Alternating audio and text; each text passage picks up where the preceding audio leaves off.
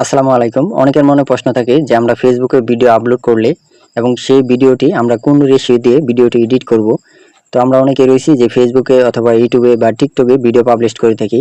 তো সেক্ষেত্রে আমাদের কোন রেশিও দিয়ে ভিডিওটি এডিট করতে হয় এবং কি সাইজ দিয়ে কোন রেশিওর মাধ্যমে আমরা ভিডিওটি এডিট করব, তো জানতে পারবেন আজকের এই ভিডিওতে। তো চলুন আমরা চলে যাব ইনশটে।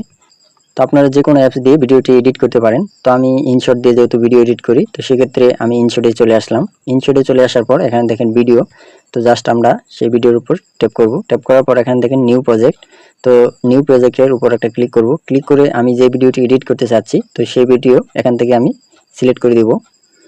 তো সিলেক্ট করে দেওয়ার পর আপনি যেই অ্যাপস দিয়েই করেন কোনো সমস্যা নেই। তো আমি ইনশট দিয়ে যেহেতু দেখাচ্ছি, তো ভিডিওটি ওপেন হওয়ার পর এখানে দেখেন নিচে ইনশটের কিন্তু একটা লোগো চলে আসছে। তো জাস্ট আমরা আমাদের প্রথমে এই ইনশটের লোগোটাকে আমরা রিমুভ করব।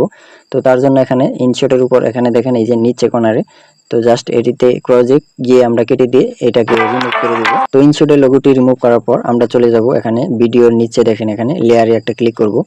তো আমরা যেহেতু প্রথমে আমি দেখাবো যে ফেসবুকের আমরা কোন রেশিও দিয়ে ভিডিওটি পাবলিশ করলে আমাদের ভিডিওতে মোটামুটি ভালো একটা রিচ পাবো এবং ভিডিওটি ভাইরাল হওয়ার সম্ভাবনা রয়েছে।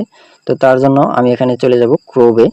তো ক্রোবে গিয়ে এখানে দেখেন বেশ কিছু রেশিও রয়েছে। তো মূলত আসলে এখানে দেখেন যে আমাদের রিলস ভিডিও যদি আমরা ফেসবুকে পাবলিশ করি, তো সেক্ষেত্রে আমাদের কিন্তু রেশিওটা ঠিক করতে হয় 9:16। তো জাস্ট আমরা এইটির উপর ক্লিক করে আমরা এই ভিডিওটা ক্রপ করব।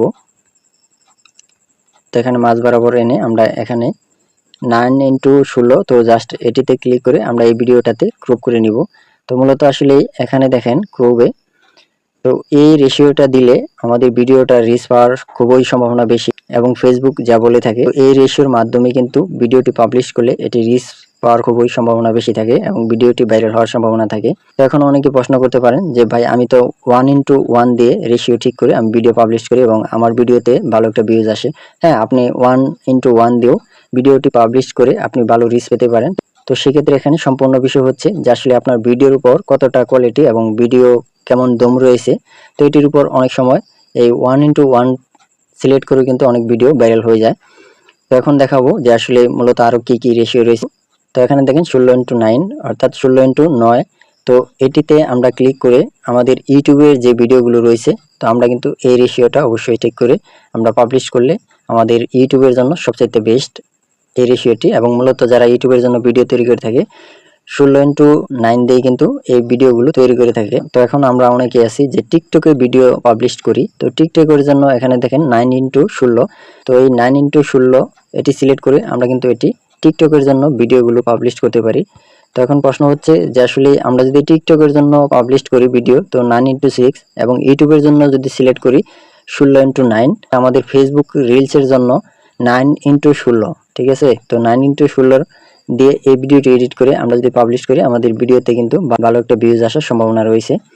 তো এটি ছিল আমাদের আজকের এই রেশিও নিয়ে একটা ভিডিও। তো ভিডিওটি যদি ভালো লেগে থাকে তাহলে অবশ্যই আমাদের ভিডিওতে একটা লাইক দিয়ে আমাদের সাথে থাকবেন। তো সে পর্যন্ত সবাই ভালো থাকুন, সুস্থ থাকুন। দেখা হবে এরকম নতুন ভিডিওতে। আল্লাহ হাফেজ।